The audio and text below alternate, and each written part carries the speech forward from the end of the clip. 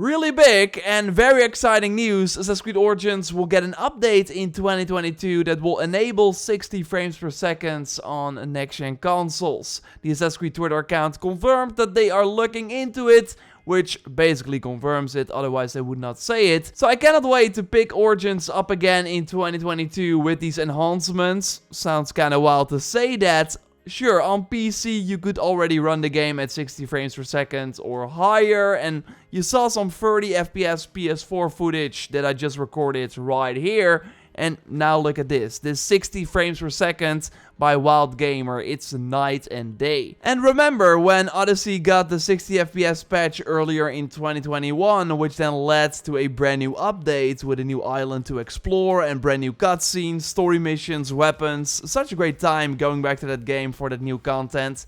Maybe we get something similar for Origins soon too. This is namely what Pierre-Louis Vazon said in an interview I did about the crossover stories regarding the 60 FPS patch for Odyssey. Yeah, the 60 FPS thing was also the kind of a key to reopen the box a little bit, and it was also the kickstart to all of this. So with Origins now getting the same 60 FPS patch as well, this totally opens the door for new content in the future, and there are actually multiple reasons to believe that, but that content has to be linked to Valhalla. Like the main reason we got the Odyssey drop was so it would make sense for Cassandra to appear in other titles like the Valhalla crossover content. Ubisoft wants us to play Valhalla because that game got the big Dawn of Ragnarok expansion coming and like a full second year of content, while Odyssey should really be over after the recent patch, although I hope they reconsider that. But what is interesting is that there are actually some leaks and of course things we saw in the recent crossover content that have some ties to Origins. So let's touch on that. Of course, if you like the video so far, then leaving a like on it would really help me out, and subscribe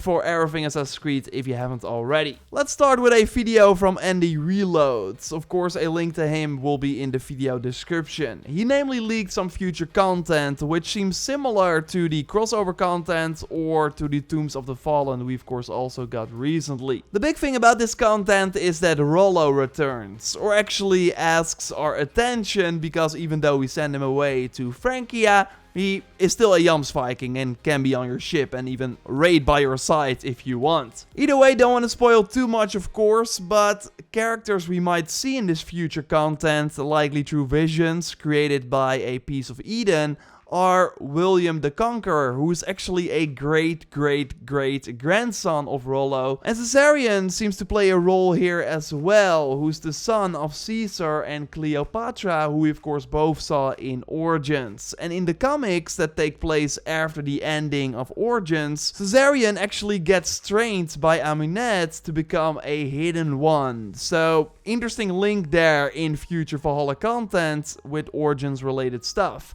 Andy even reversed to the war elephants we of course got to fight in Origins. Such an awesome piece of content to have these optional bosses hidden in Egypt that are similar, sure, but also quite different. At one point we even have to fight two of these elephants at the same time. You're seeing 30 FPS footage, by the way, right here. Bring on the 60 FPS. But would be amazing if they brought these elephants to Valhalla, which I don't think will happen, but the game files are mentioning them and Caesar and again other Origins elements. So maybe this is the crossover content with Origins that we get in Valhalla, because obviously Bayek cannot out of nowhere appear in Valhalla like Cassandra did. And to take a step back, that more of this crossover content is coming seems at least like a given. I also asked this to the game director of the recent crossover stuff. It started a little bit as an experiment, since it was the first time we're doing it. So, and with the team, we really had a lot of fun and tinkering about how we can do it and what can be done, what cannot be done,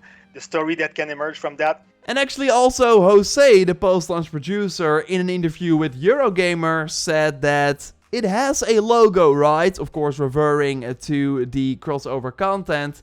So maybe you will see more in the future. I think once you play the crossover, you will sort of begin to see how we see these happening.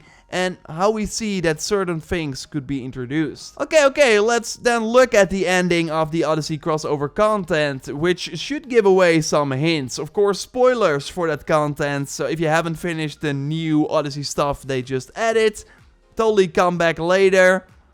You still here? Okay, let's go then. Because we of course saw Cassandra go to Egypt during the post-credit scene. We see her sneak into the library of Alexandria to put a scroll there from Herodotus. And this makes sense looking at the real history, but of course a fun twist that Cassandra put it there. And she already has the hidden blade in this scene, but we don't really learn how she gets it in the Valhalla crossover. Not really talked about. In Odyssey, sure, a bit more.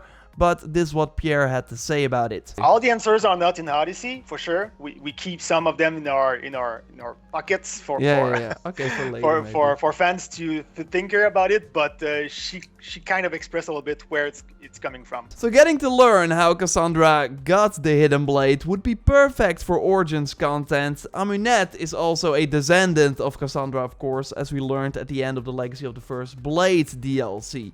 So, them meeting would be really awesome. And Assassin's Creed Origins totally left us in a weird spot after the ending of the Curse of the Pharaohs DLC. Maybe you remember this, but we give the apple to Sutekh, who then later turns out dead, like in a desert a little further away, with no sign of the apple at all. And for as far as I know, this was never explained, and it could be another good reason for Cassandra to come to Egypt and maybe work together with Bayek or with Amunet or whatever. Your theories are of course more than welcome in the comments down below. And who knows, maybe out of nowhere we see Ubisoft Montreal tweets that they are looking for playtesters with experience playing Assassin's Creed Origins. Remember this tweet from Ubisoft Quebec? Well, that was indeed for this crossover content. I'm gonna take the bullet on this one and I'm gonna say, yeah, it was. Okay. I'm just gonna confirm it. It was. When we saw it and we saw the tweet after that, oh, maybe we shouldn't have done that. Maybe people will catch about it. But at the end, we had a lot of great feedback from players, and we had a very good play session. It was a playtest at this point, and we had a very good candidates for that. So I think at the end it was a good idea to do so.